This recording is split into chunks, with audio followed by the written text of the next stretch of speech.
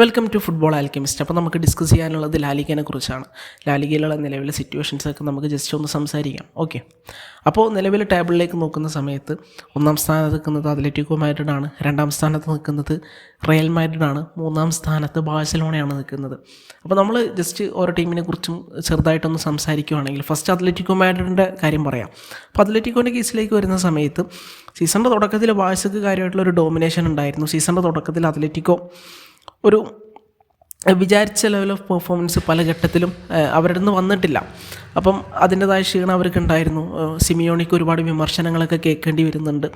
പക്ഷേ സീസണ് ഒരു 10 മാച്ചൊക്കെ കഴിഞ്ഞതിന് ശേഷം ഇപ്പോൾ റയലും പോയിൻ്റ് ഡ്രോപ്പ് ചെയ്യുന്നു, ബാഴ്സയും പോയിൻ്റ് ഡ്രോപ്പ് ചെയ്യുന്നു എന്നുള്ളൊരു സിറ്റുവേഷൻ വന്നപ്പോൾ, അതായത് ഇപ്പോൾ രണ്ട് കൂട്ടരും ചിലുകൈ കളിച്ചു.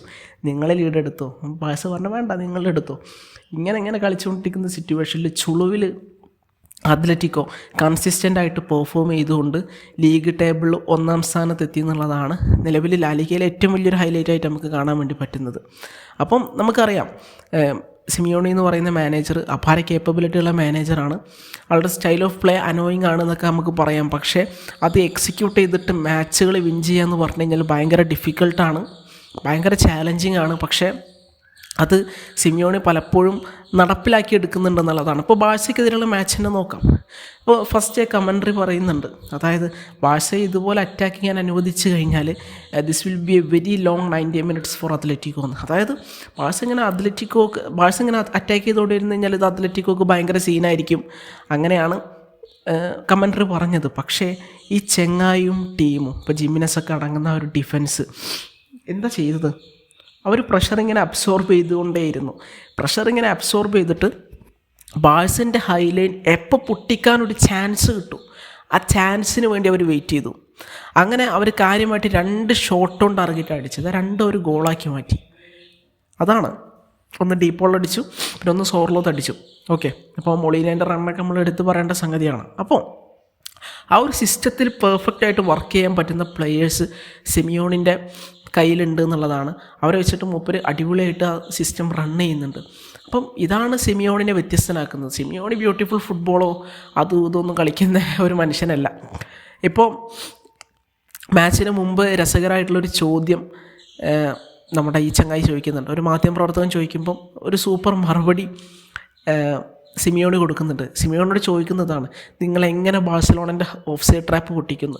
അപ്പോൾ അയാൾ പറഞ്ഞത്, ഞങ്ങൾ ഓഫ് സൈഡ് ട്രാപ്പിലൊന്നും പെടാൻ വേണ്ടി പോകുന്നില്ല, അതിന് ഞങ്ങൾ അറ്റാക്ക് ചെയ്യില്ലല്ലോ എന്നാണ് സിമിയോണി പറഞ്ഞത്. ശരിയാണ്, അവർ കുറച്ച് ഓഫ് സൈഡ് ട്രാപ്പിൽ പെട്ടു, അത് വേറെ വിഷയം. പക്ഷേ അവരുടെ അറ്റാക്ക് റയറായിട്ട് നടക്കുള്ളെങ്കിൽ പോലും അതൊക്കെ വെൽ കാൽക്കുലേറ്റഡ് ആയിട്ടുള്ള അറ്റാക്കാണ്. ട്രാൻസിഷനിൽ അത്ലറ്റിക്കോ സീനാണ്. അവരെ ആ കൈൻഡ് ഓഫ് ട്രാൻസിഷനിൽ ബ്ലോക്ക് ചെയ്യുക, സ്റ്റോപ്പ് ചെയ്യുക എന്നൊക്കെ പറഞ്ഞു കഴിഞ്ഞാൽ ഭയങ്കര ഡിഫിക്കൽട്ടാണ്. അത് സ്റ്റാർട്ട് ചെയ്യുന്ന ഗ്രീസ്മാനും അതുപോലെ തന്നെ ഗാലേഗറും ഈ റോഡ്രിഗോ ഡീപ്പോളും ഈ നെഹ്വൽ മൊളീനയും സോർലോത്തും അൽവാരസും ഇവരൊക്കെ ആണെങ്കിലും ഇനിയിപ്പോൾ അവിടേക്ക് കൊറിയ വന്നു കഴിഞ്ഞാലും ആര് വന്നു കഴിഞ്ഞാലും ഇവന്മാർ ഈ ഒരു ട്രാൻസിഷനിൽ ഈ കൗണ്ടർ സിറ്റുവേഷൻസിൽ ഡെഡ്ലിയാണ്, ഭയങ്കര ഡെഡ്ലിയാണ്. സ്റ്റോപ്പ് ചെയ്യാന്ന് പറഞ്ഞു കഴിഞ്ഞാൽ ഭയങ്കര ഡിഫിക്കൽട്ടായിട്ടുള്ള ഒരു കാര്യമാണ്. അപ്പം ആ ഒരു ഫുട്ബോൾ പല തവണ കളിച്ച് പ്രൂവ് ചെയ്തിട്ടുള്ള മനുഷ്യനാണ് സിമിയോണി എന്ന് പറയുന്നത്. അപ്പം ഈ ഒരു ലീഗ് ടേബിളിൽ എങ്ങനെ ആയിക്കഴിഞ്ഞാലും അത്ലറ്റിക്കോനെ പേടിക്കണം. കാരണം അവിടെ സിമിയോണി ഉണ്ട്, പിന്നെ സിമിയോണിക്ക് ഒത്ത പ്ലെയേഴ്സ് ഉണ്ട് അവിടെ. അവർക്ക് വേണ്ട രീതിക്ക് ഫിസിക്കലി കളിക്കാനൊക്കെ പറ്റുന്ന പ്ലെയേഴ്സ്, മിഡ്ഫീൽഡ് ഡോമിനേറ്റ് ചെയ്യാൻ പറ്റുന്ന പ്ലെയേഴ്സ്, കളി ഡിക്റ്റേറ്റ് ചെയ്യാൻ പറ്റുന്ന പ്ലെയേഴ്സൊക്കെ ഉണ്ട്. ബാരിയോസിനെ പോലത്തെ പ്ലെയേഴ്സ് ഉണ്ട് അവിടെ, റോഡ്രിഗോ ഡീപ്പോളിനെ പോലത്തെ പ്ലെയേഴ്സ് ഉണ്ട്, അതുപോലെ ഗാലഗറിനെ പോലത്തെ പ്ലെയേഴ്സ് ഉണ്ട്. ഇനി ക്രിയേറ്റീവായിട്ട് കളിക്കാൻ വേണ്ടി നമുക്കറിയാമല്ലോ അവിടെ അൽവാരസ് ഉണ്ട്, അവിടെ ഗ്രീസ്മാൻ ഉണ്ട്, നല്ല കിഡിലൻ ഡിഫൻസ് ഉണ്ട് അവർക്ക്. അവിടെ മൊളീന ഉണ്ട്, ലിനോ ഉണ്ട്, ജിമിനസ് ഉണ്ട്, വേറെയും ഒരുപാട് ആൾക്കാരുണ്ട്. ഒബ്ലാക്കിനെ പോലത്തെ ഒരു ഗോൾ കീപ്പർ ഉണ്ട്. അപ്പോൾ Oblak on the ball comfortable അല്ലാന്നേ ഉള്ളൂ. പക്ഷേ ഒരു ഓൺ ദ ബോൾ അടിപൊളിയായിട്ട് നിൽക്കുന്നൊരു ഗോൾ കീപ്പർ അവിടെ എന്താ പറയുക, സിമിയോണിക്ക് വേണമെന്നില്ല. സിമിയോണിക്ക് ഒബ്ലാക്കിനെ പോലത്തെ ഒരു ഗോൾ കീപ്പർ തന്നെയാണ് വേണ്ടത്. അപ്പം അതാണ് അത്ലറ്റിക്കോനെ കുറിച്ച് പറയാനുള്ളത്. അത്ലറ്റിക്കോ ഭയങ്കര ഡെഡ്ലിയാണ്. അവന്മാർ ഇനിയിപ്പോൾ എങ്ങനെയെങ്കിലും ഗോൾ കൺസീഡ് ചെയ്ത് കഴിഞ്ഞാലും 2 തിരിച്ചടിക്കാനുള്ളൊരു വകുപ്പ് അവർക്കുണ്ട്. കാരണം ഗ്രീസ്മാനെ പോലത്തെ പ്ലെയേഴ്സൊക്കെ ഉണ്ട്. ഗ്രീസ്മാനൊക്കെ ഒരു രക്ഷയില്ലാത്ത പ്ലെയറാണ്. ഗ്രീസ്മാനൊക്കെ എങ്ങനെയായാലും ഡിഫറൻസ് ഉണ്ടാക്കാൻ പറ്റുന്ന പ്ലെയറാണ്. അതാണ് സീസണിൽ നമ്മളിങ്ങനെ കണ്ടുകൊണ്ടിരിക്കുന്നത്. ഓക്കെ, പിന്നെ എടുത്തു പറയാനായിട്ടുള്ളത് റയലിനെ കുറിച്ചാണ്. റയലിലേക്ക് നോക്കുന്ന സമയത്ത് അവർക്ക് തുടക്കത്തിൽ കുറച്ച് പ്രശ്നങ്ങളൊക്കെ ലാലിഗയിൽ ഉണ്ടായിരുന്നെങ്കിൽ പോലും, അതായത് ബാഴ്സ വലിയ ലീഡിൽ ലീഗിൻ്റെ ടോപ്പിൽ നിൽക്കുന്നൊരു കാഴ്ചയൊക്കെ നമ്മൾ കണ്ടു. പക്ഷെ ബാഴ്സ പോയിൻ്റ് ഡ്രോപ്പ് ചെയ്തു, ചില സമയത്ത് റയൽ പോയിൻ്റ് ഡ്രോപ്പ് ചെയ്തു. പക്ഷേ ഇപ്പോൾ റയൽ കൃത്യമായിട്ട് പോയിൻ്റ് ഗെയിൻ ചെയ്ത് മുന്നോട്ട് പോയിക്കൊണ്ടിരിക്കുകയാണ്.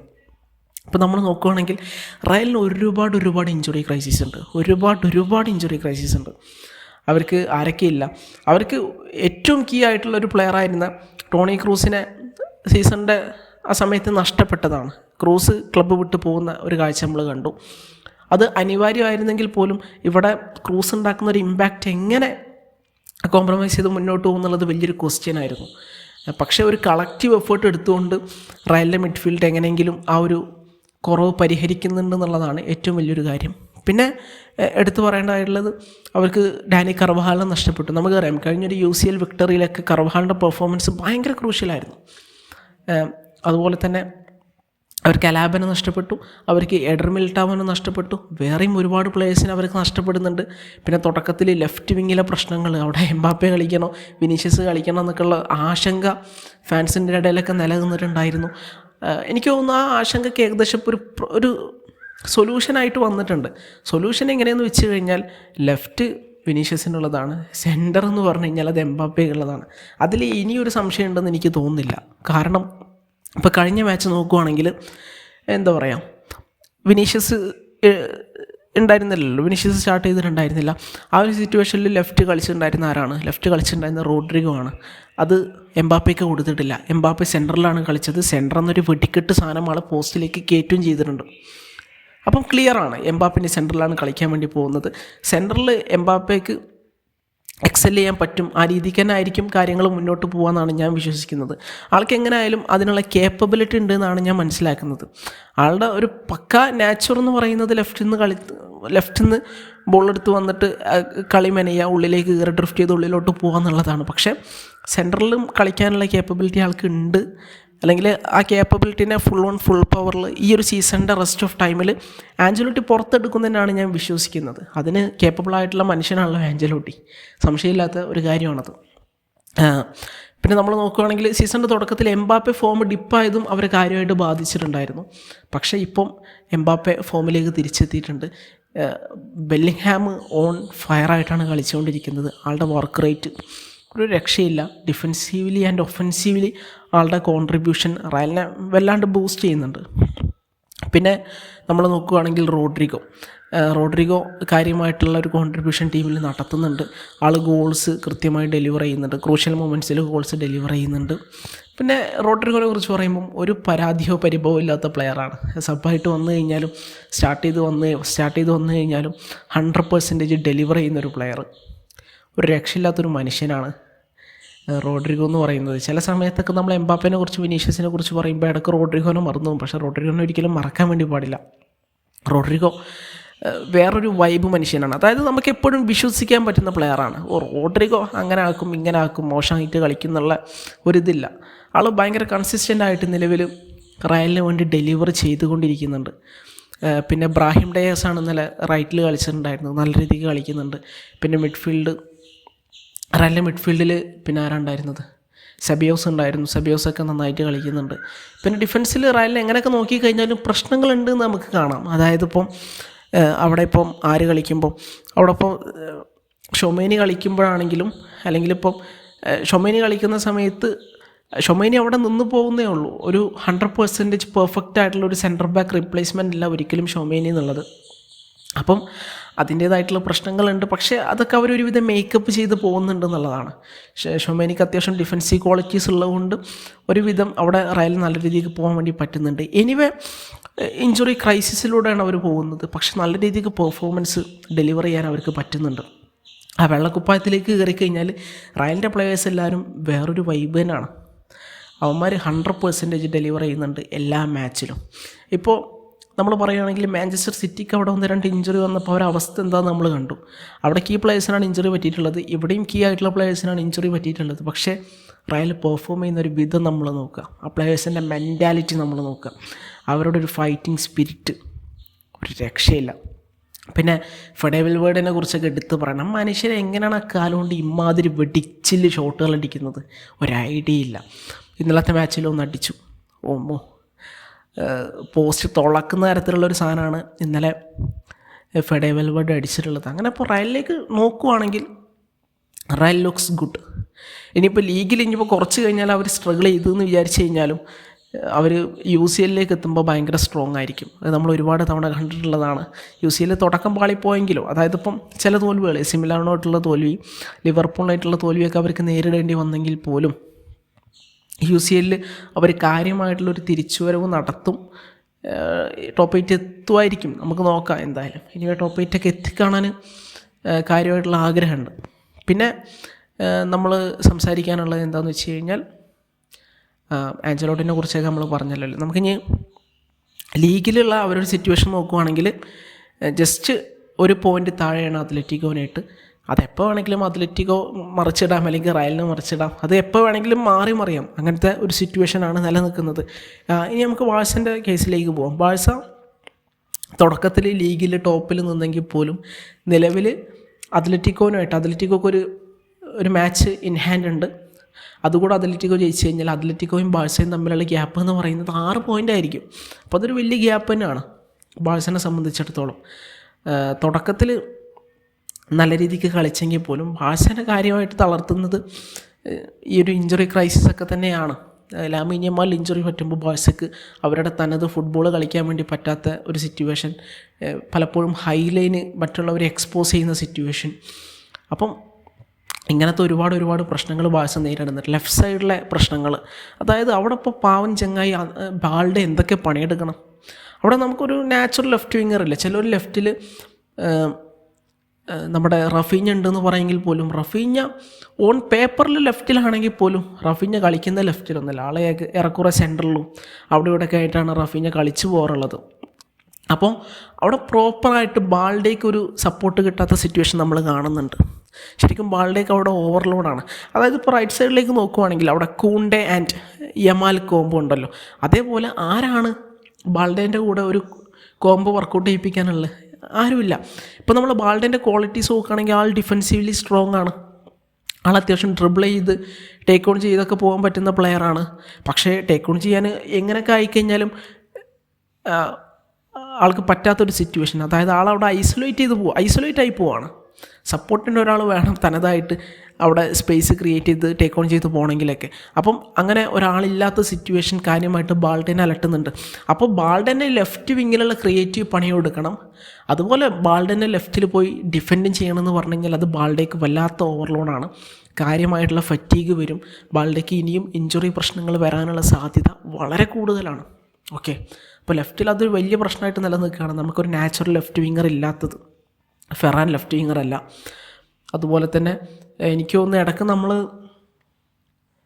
ആരെയാണ്, ഞാൻ പേര് മറന്നുപോയി, നമ്മളൊരു ലാമാസിയ പയ്യനുണ്ടല്ലോ, ഓനെ പിടിച്ച് ലെഫ്റ്റ് കളിപ്പിച്ചെങ്കിലും പക്ഷെ അവൻ ലെഫ്റ്റ് കളിക്കേണ്ട പ്ലെയർ അല്ല, അവൻ സെൻറ്റർ കളിക്കേണ്ട പ്ലെയറാണ്. പ്ലെയർ നിങ്ങൾക്ക് മനസ്സിലായിട്ടുണ്ടാവുമല്ലോ. ഓക്കെ, അപ്പം അതാണ് ലെഫ്റ്റിലെ സിറ്റുവേഷൻ. റൈറ്റിലേക്ക് വരുന്ന സമയത്ത് നമുക്കൊരു എന്താ പറയുക, ഒരു പ്രോപ്പറായിട്ട് കൂണ്ടേനെ യൂസ് ചെയ്യണമെങ്കിൽ കൂണ്ടയ്ക്ക് കുറച്ച് റെസ്റ്റ് കൂടെ കൊടുക്കണം. കൂണ്ടയ്ക്ക് വല്ലാണ്ട് ഫെറ്റീഗ് അനുഭവപ്പെടുന്നതായിട്ട് തോന്നിയിട്ടുണ്ട്. കാരണം ഇവർ എന്താ പറയുക, week in and week out ഇങ്ങനെ കളിച്ചുകൊണ്ടിരിക്കുകയാണ്.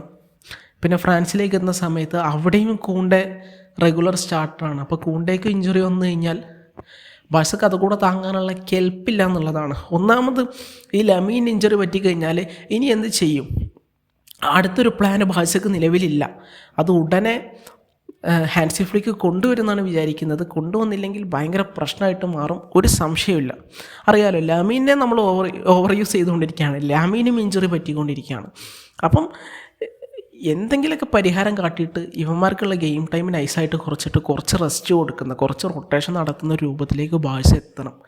അല്ലാതെ ഒരു രക്ഷയില്ല, ഒരു സൊല്യൂഷനില്ല ഈ പ്രശ്നത്തിന് ഇങ്ങനെ ചെയ്യുക എന്നല്ലാതെ. റൈറ്റിലുള്ള പ്ലെയറെ നമ്മൾ ഓവർ യൂസ് ചെയ്യുകയാണ്, ലെഫ്റ്റിലുള്ള പ്ലെയറെ നമ്മൾ ഓവർ യൂസ് ചെയ്യുകയാണ്. ഇപ്പോൾ ഡിഫൻസിലേക്ക് നോക്കുകയാണെങ്കിൽ അവിടെ കുബാർസി ഒരു ഇതെല്ലാ മാച്ചും സ്റ്റാർട്ട് ചെയ്യുന്നുണ്ട്, സസ്പെൻഷൻ കിട്ടാത്തപ്പോൾ ഒഴികെ. അതും ഒരു പ്രശ്നമാണ്. പിന്നെ ഇനീഗോ മാർട്ടിനസ് ഒക്കെ നല്ല രീതിക്ക് കളിക്കുന്നുണ്ട്. അത് നമുക്ക് വലിയൊരു ബൂസ്റ്റാണ്. ഇനി എനിക്ക് തോന്നുന്നു അറാഹോ തിരിച്ചെത്തുന്ന സമയത്ത് അറാഹോ ഇടയ്ക്ക് പ്രസ്സിന് കുറച്ച് വൾണറബിൾ ആണെന്നുള്ള ഒരു കൺസേൺ പേഴ്സണലി എനിക്കുണ്ട്. നമുക്ക് നോക്കാം ഇനി തിരിച്ചെത്തുന്ന സമയത്ത് ഈ ഒരു ഹാൻസി ഫ്ലിക്കിൻ്റെ സിസ്റ്റത്തിൽ ആളെങ്ങനെയൊക്കെ ആയിരിക്കും വർക്ക് ചെയ്യുക, അല്ലെങ്കിൽ ഓപ്പണൻസ് എങ്ങനെ മൂപ്പരെ എക്സ്പ്ലോയിറ്റ് ചെയ്യാൻ നോക്കും. അത് കാണാൻ കുറച്ച് എക്സൈറ്റഡ് ആണ്. എന്തായാലും അത് കാണണം. പിന്നെ കാസാഡോ നല്ല രീതിയിൽ കളിക്കുന്നുണ്ട്. പെഡ്രി ഒരു രക്ഷയില്ല. ഗാവി തൻ്റെ ഫോമിലേക്ക് ഒന്നുകൂടെ തിരിച്ചെത്താനുണ്ട്. അപ്പോൾ ഇവരൊക്കെ തിരിച്ചെത്തിക്കഴിഞ്ഞാൽ നമ്മൾ ലീഗിൽ ഒരു ടൈറ്റിൽ ചാലഞ്ച് കൊടുക്കുന്നതാണ് വിചാരിക്കുന്നത്. എനിവേ ബാഴ്സനെ ഇപ്പം തന്നെ എഴുതി തള്ളുന്നത് ബുദ്ധിയല്ല, അങ്ങനെയാണ്. പക്ഷേ ബാഴ്സക്ക് ഒരുപാട് പ്രശ്നങ്ങളുണ്ട്. ഇപ്പോൾ വിങ്ങിലാണെങ്കിലും ഡിഫൻസിലാണെങ്കിലും. പിന്നെ എടുത്തു പറയേണ്ടത് ഇനാക്കി പീനൻ്റെ പെർഫോമൻസ് ആണ്. ഇനാക്കി പീന അടിപൊളിയായിട്ട് പെർഫോം ചെയ്യുന്നുണ്ട്. സീസണിൻ്റെ തുടക്കത്തിലറിയാം പെനനെ നമുക്ക് കാര്യമായിട്ട് ഡൗട്ട് ഉണ്ടായിരുന്നു. പക്ഷേ ഡൗട്ടേഴ്സിനൊക്കെ ആൾ ബിലീവേഴ്സാക്കി മാറ്റി എന്നുള്ളതാണ് ഏറ്റവും വലിയൊരു കാര്യം. ഓക്കെ, പിന്നെ നമ്മൾ ഹൈലൈൻ എല്ലാവരും എക്സ്പ്ലോയിറ്റ് ചെയ്തുകൊണ്ടിരിക്കുന്നുണ്ട്. എന്തെങ്കിലുമൊക്കെ ഒരു സൊല്യൂഷൻ ഹാൻസി ഫ്ലിക്ക് അവിടെ കൊണ്ടുവരേണ്ടതായിട്ടുണ്ട്. പിന്നെ എടുത്തു പറയേണ്ടതായിട്ടുള്ളൊരു കാര്യം, ഇതൊരു പ്രശ്നമായിട്ട് പറയുകയാണ്. ഇതിനിപ്പോൾ ജനുവരിയിൽ സൊല്യൂഷൻ ഉണ്ടാവുമെന്ന് ഞാനും വിചാരിക്കുന്നില്ല, നിങ്ങളാരും വിചാരിക്കേണ്ട. അതായത് നമ്മുടെ വിങ് ബാക്ക് പ്രോബ്ലം. അതായത് ഇപ്പം കൂണ്ടനെ നോക്കുകയാണെങ്കിൽ കൂണ്ട ഡിഫെൻസീവ്ലി ടീമിനെ എപ്പോഴും സെക്യൂർ ആക്കി നിർത്തും. ആൻഡ് ഒഫൻസീവ്ലി അത്യാവശ്യം വേണ്ട സപ്പോർട്ടൊക്കെ യമാലിന് കൊടുക്കും. പക്ഷേ കൂണ്ട ഒരിക്കലും ഒരു ഒരു ക്യാൻസലോ ടൈപ്പ് വിങ് ബാക്ക് അല്ല. ഓക്കെ, അങ്ങനത്തെ ഒരു പ്രശ്നമുണ്ട്. അതേപോലെ ബാൾഡേൻ്റെ സൈഡിൽ നോക്കുകയാണെങ്കിൽ ബാൾഡെ കുറേ കൂടി ഒഫൻസീവായിട്ട് കളിക്കാൻ ഇഷ്ടപ്പെടുന്ന ആളാണ്. പക്ഷേ എനിവേ ഈ ചെങ്ങായും കുറേയൊക്കെ ഓക്കെ ഒരുവിധം ബാൾഡനെ നമുക്ക് ആ ടൈപ്പിൽ പെടുത്താം. പക്ഷേ അപ്പോൾ ഓവർലോഡ് ഉള്ളതുകൊണ്ട് ആളെ നൈസായിട്ട് നമുക്ക് മാറ്റി നിർത്താം. ലെഫ്റ്റിലും റൈറ്റിലും നമുക്ക് ശരിക്കും ഒരു ക്യാൻസലോ ടൈപ്പ് പ്ലെയറെ വേണം. അതായത് മാച്ച് ചേഞ്ച് ചെയ്യാൻ പറ്റുന്ന തരത്തിലുള്ള ക്രോസസ് ഡെലിവർ ചെയ്യാൻ പറ്റുന്ന വിങ് ബാക്സ്. ആവശ്യം വന്നു കഴിഞ്ഞാൽ ഡ്രിബിൾ ചെയ്ത് ഇൻസൈഡ് ദ ബോക്സിലേക്ക് കയറി അവിടെ നിന്ന് പാസുകൾ കൊടുക്കാൻ പറ്റുന്ന തരത്തിലുള്ള ഒരു 2 വിങ് ബാക്കുകൾ നമുക്ക് വളരെ അത്യാവശ്യമാണ്. ഇനിയിപ്പോൾ ജനുവരിയിൽ ആരും വരുന്നൊന്നും തോന്നുന്നില്ല, പക്ഷേ ഇത് അത്യാവശ്യമാണ്. അതായത് ബിഗ് മാച്ചസ് ജയിക്കണമെങ്കിൽ നമുക്ക് കൂണ്ടനെ പോലത്തെ പ്ലേയേഴ്സ് വേണം, ബാൾഡനെ പോലത്തെ പ്ലേയേഴ്സ് വേണം. സംശയമില്ലാത്ത കാര്യമാണ്. കാരണം ഇവർ ഡിഫെൻസീവിലെ ടീമിനെ കുറേ കൂടെയൊക്കെ സെക്യൂർ ആക്കി നിർത്തുന്ന മനുഷ്യന്മാരാണ്. അതേസമയം നമുക്ക് സാധാ മാച്ചുകൾ ജയിക്കണമെങ്കിൽ ഇങ്ങനത്തെ പ്ലേയേഴ്സ് വേണം. ലോ ബ്ലോക്കിനെതിരെ നമ്മൾ സഫർ ചെയ്യുന്നതായിട്ട് കണ്ടിട്ടുണ്ട്. അപ്പോൾ ലോ ബ്ലോക്കിനൊക്കെ പൊട്ടിക്കണമെങ്കിൽ ഞാൻ പറഞ്ഞല്ലോ ഈ ക്യാൻസലോ ടൈപ്പ് വിങ് ബാക്സ് നമുക്ക് വളരെ അത്യാവശ്യമാണ്. പിന്നെ ചില ബിഗ് മാച്ചിലൊക്കെ ഇവരെ സബ്സ്റ്റിറ്റ്യൂട്ട് ആക്കിയിട്ട് ഇത്തരത്തിലുള്ള പ്ലേയേഴ്സിനെ ഇറക്കി കഴിഞ്ഞാൽ വലിയ ഡിഫറൻസ് അവരുണ്ടാക്കുന്നതായിട്ട് നമ്മളെല്ലാ ടീമിലും കണ്ടിട്ടുള്ളതാണ്. ഓക്കെ, അപ്പം അതൊക്കെയാണ്. എനിവേ ഒരു 3 ഹോഴ്സ് ടൈറ്റിൽ റേസ് കാണാനാണ് എനിക്ക് ആഗ്രഹം. പ്രീമിയർ ലീഗിലാണെങ്കിലും ലാലിഗയിലാണെങ്കിലും. ബാഴ്സ തിരിച്ചു വരുന്നതാണ് പ്രതീക്ഷിക്കുന്നത്. Anyway congrats to Atletico Madrid. അവരിപ്പോൾ ടോപ്പിലാണ് നിൽക്കുന്നത്. സിമിയോടെ ഗംഭീര പണിയെടുക്കുന്നത്. റയലും ഗംഭീരമായിട്ടാണ് കളിച്ചുകൊണ്ടിരിക്കുന്നത്. ബാഴ്സയാണ് ഇപ്പോൾ നിലവിൽ ഡിപ്പ് എന്ന് പറയുന്നത്. നമുക്ക് നോക്കാം എങ്ങനെ പോകുമെന്നുള്ളത്. ഓക്കെ, അപ്പം ഇത്രയൊക്കെ തന്നെയാണ് ലാലിഗയിലെ ടൈറ്റിൽ റേസിനെ കുറിച്ച് ജസ്റ്റ് ഇപ്പോൾ സംസാരിക്കാനുള്ളത്. അതായത് ടീംസിനെ കുറിച്ച് ജസ്റ്റ് ഒന്ന് പറയാമെന്നാണ് ഉദ്ദേശിച്ചത്. നിങ്ങളുടെ ഒപ്പീനിയൻസ് കമൻറ്റ് സെക്ഷനിൽ പറയാം. മറ്റൊരു വീഡിയോ കാണാം. Thank you.